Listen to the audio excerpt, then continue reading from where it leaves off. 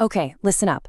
If you ignore the fact that every major bank is moving on-chain, you are going to miss the single biggest shift in finance since the internet. Now, here's the twist. While giants like JPMorgan are launching their own crypto, what they're really doing is creating a brand new trillion-dollar problem that just repeats all the mistakes of the past. By the end of this explainer, you are going to understand this critical flaw and exactly what kind of asset analysts believe is perfectly positioned to solve it. All right, let's get into it. You know, this right here is the core realization that's driving everything in the financial world right now. It's not a question of if they should innovate anymore. It's about how fast they can do it.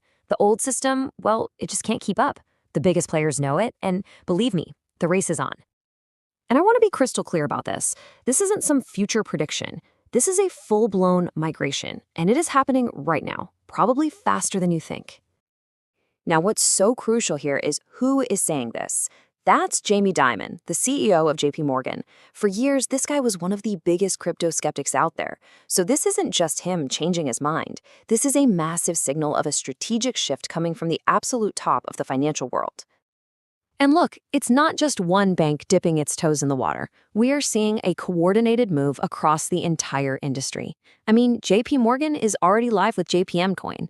Bank of America is on the record saying the entire industry is going to follow. Citibank is beefing up its token services for around-the-clock global liquidity. And US Bank, they're already running trials with stablecoins. This is a system-wide overhaul. But here's the big twist. In this mad dash to innovate, these financial giants aren't building bridges to connect everything. No, they're building new walls. The main tool they're all using is something called a deposit token. The easiest way to think about it is like a digital receipt. For every single JPM coin that exists, there is a real US dollar sitting in a JPMorgan bank account.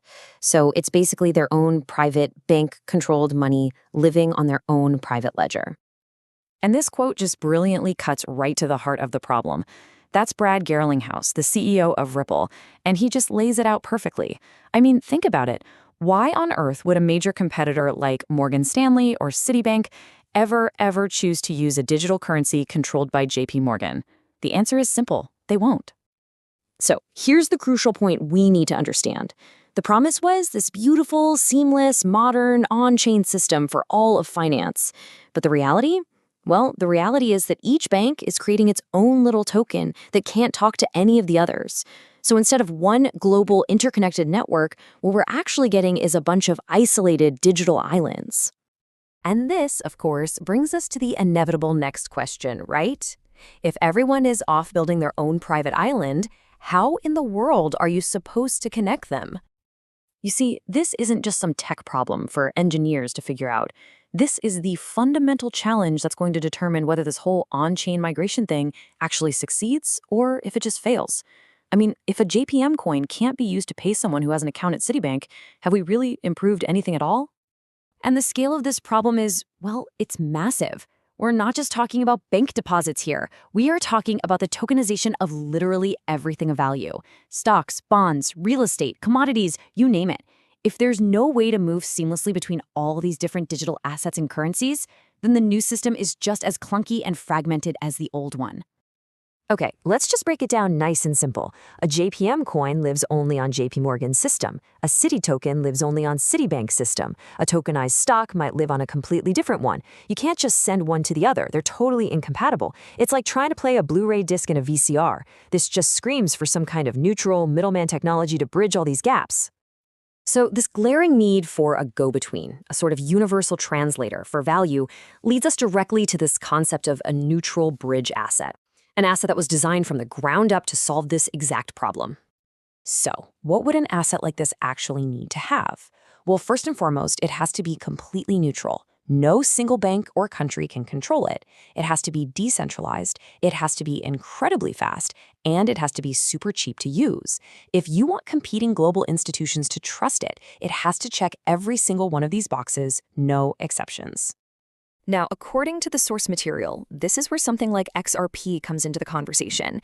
It was specifically designed for what's called atomic settlement, which is just a fancy way of saying two different assets can be swapped instantly, directly, all in one single transaction. It's been put through its paces with the Bank of England and gets mentioned in documents from huge global bodies like the World Bank and the IMF. Really, the ultimate vision here is a world where value can move just as easily and instantly as information moves across the internet today. A neutral bridge asset is the key piece of technology that could make that a reality, connecting all these different digital ledgers and allowing value to flow without any friction.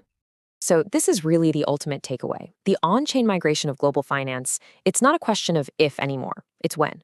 And as every stock, every bond, every currency in the world becomes a token on a ledger, this massive shift is creating an unprecedented, multi-trillion-dollar need for a technology that can connect it all. So the question isn't whether we're going to need a bridge. The question is, what is that bridge going to be? Stay ahead in the crypto market. Subscribe now for the latest global news and updates.